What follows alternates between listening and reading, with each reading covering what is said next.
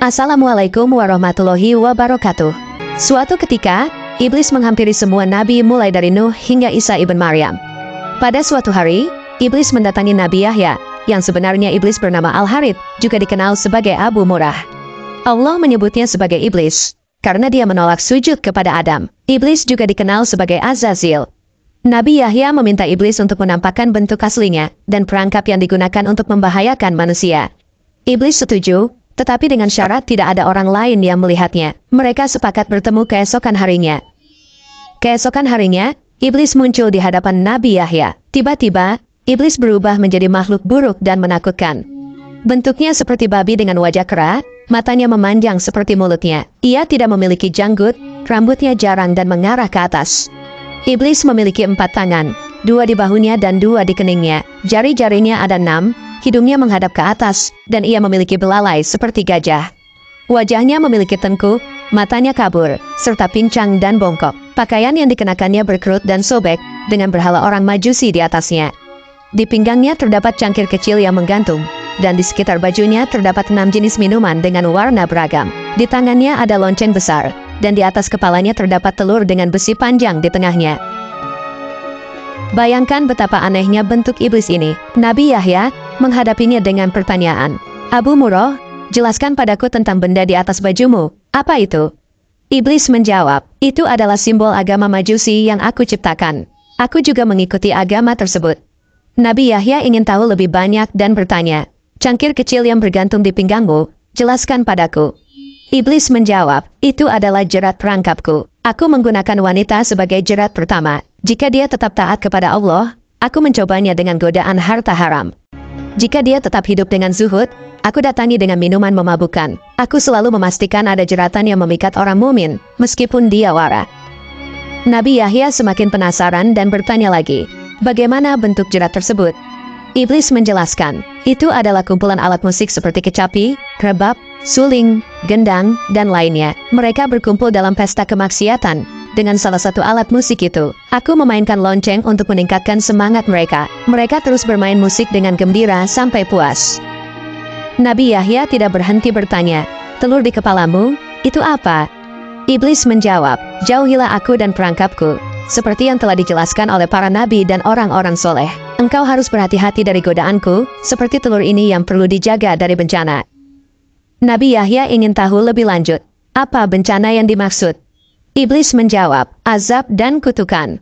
Nabi Yahya belum puas, dia bertanya lagi, apa itu besi panjang di tengahnya? Iblis menjawab, itu adalah alat yang aku gunakan, untuk membolak-balikan hati orang-orang soleh. Nabi Yahya terus bertanya, mengapa bentukmu begitu buruk dan jelek? Iblis menjawab, itu semua karena keluarga Adam. Aku dulunya adalah malaikat mulia, yang tidak pernah mengangkat kepalaku dari sujud, selama 400.000 tahun. Namun, aku melanggar perintah Allah dengan tidak bersujud kepada Adam. Allah murka dan mengutukku. Aku berubah menjadi iblis yang buruk dan menakutkan, seperti yang kau lihat sekarang. Nabi Yahya terus bertanya, apakah engkau pernah menampakkan dirimu dan perangkapmu kepada orang lain? Iblis menjawab, demi Allah, tidak pernah. Ini belum pernah dilihat oleh manusia sama sekali. Hanya engkaulah satu-satunya yang aku tunjukkan ini. Nabi Yahya melanjutkan, aku beruntung jika engkau menjawab 2 pertanyaanku. 1 pertanyaan bersifat umum dan yang satu lagi bersifat khusus. Iblis menjawab, tanyakanlah, wahai Nabiullah. Nabi Yahya bertanya, jelaskan sesuatu yang menjadi harapanmu, yang menguatkanmu, menghibur penulismu, menyenangkan matamu, dan menggembirakan hatimu. Iblis merasa khawatir, aku takut engkau akan menceritakan ini kepada orang lain, dan mereka akan menjaga diri dari hal itu. Dengan begitu, tipu dayaku akan gagal.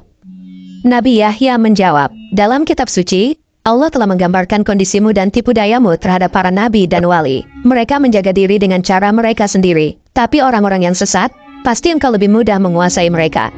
Engkau bisa memanipulasi mereka seperti tongkat memukul bola. Ucapanmu tidak mendapat perhatian dan dilupakan oleh ucapan Allah.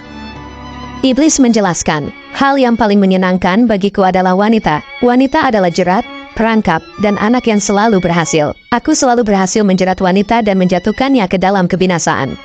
Ketika menggoda ahli ibadah dan ulama, mereka selalu berhasil mengalahkanku. Lalu, aku mengirim pasukan untuk menyerang mereka, tapi pasukan itu selalu kalah.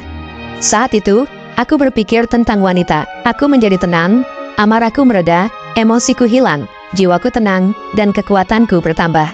Seandainya wanita itu bukan keturunan Adam, pasti aku akan bersujud kepada mereka. Mereka adalah lawanku. Jimat mereka ada padaku. Jika mereka memiliki kebutuhan, aku akan membantu mereka. Mereka adalah harapanku, sandaran, penggantungku, orang kepercayaanku, dan pembantu. Lalu, Nabi Yahya melanjutkan bertanya, apa manfaat yang engkau dapatkan dengan menyesatkan manusia, dan dengan apa engkau menguasai manusia? Iblis menjawab, Allah menciptakan kesenangan dan kesedihan, halal dan haram. Ketika Adam diciptakan, Allah memberikan pilihan di antara keduanya. Aku memilih syahwat dan kesenangan, juga memilih yang haram, keji, dan mungkar. Itu menjadi kecenderungan dan seleraku. Adam memilih kesedihan, ibadah, dan yang halal. Itu menjadi tuntunan dan harapannya. Semua itu menjadi harta dan dagangannya. Sementara yang berbeda telah menjadi harta dan daganganku. Kebutuhan dan keinginan seseorang adalah nyawa kehidupannya. Jika kebutuhan itu hilang, orang itu pun binasa.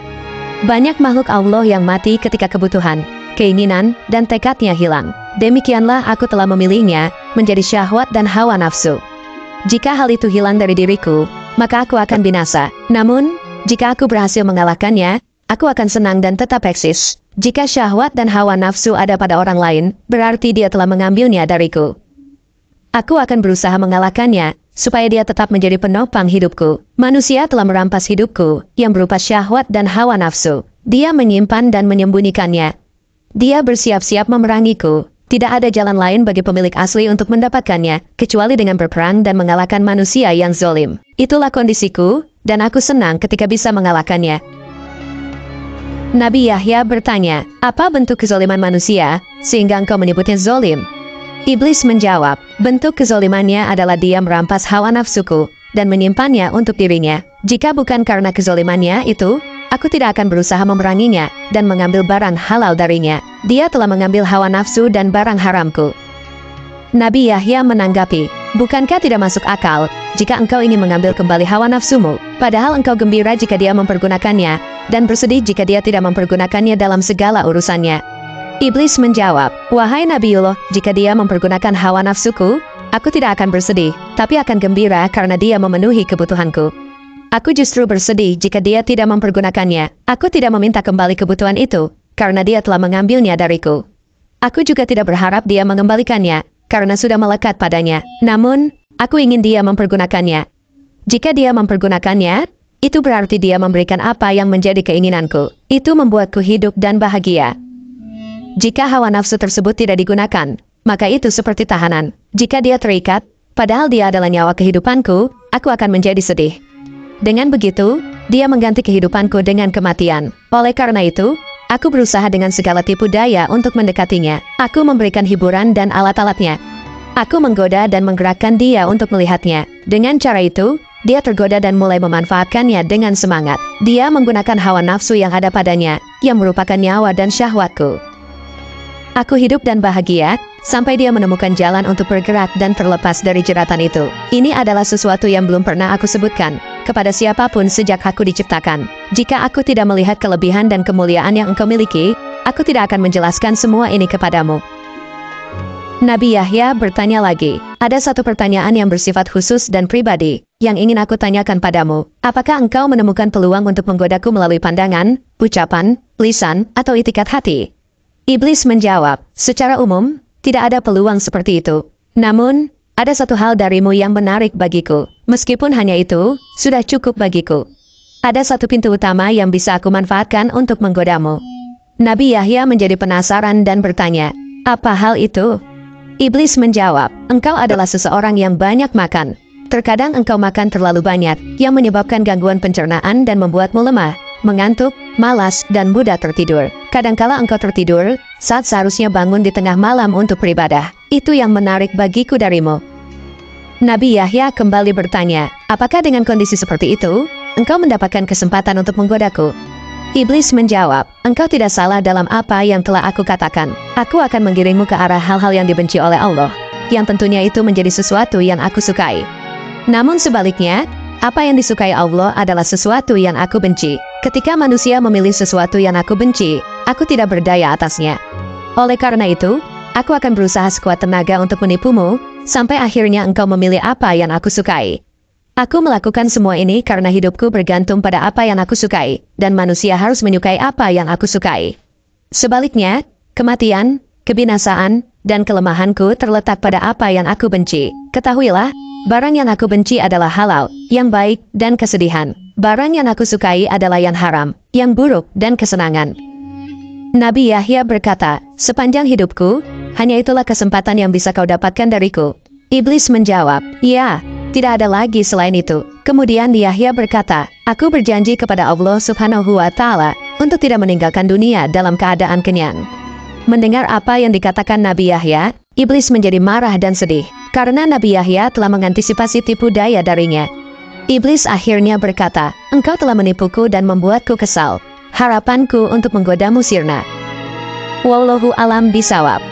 Jadi itulah yang membuat Nabi Yahya menjadi vegetarian dan tidak meninggalkan dunia dalam keadaan kenyang. Semoga kisah ini bermanfaat, lebih dan kurangnya mohon dimaafkan. Yang benar datangnya dari Allah Subhanahu wa Ta'ala. Khilaf atau keliru itu datangnya dari saya pribadi.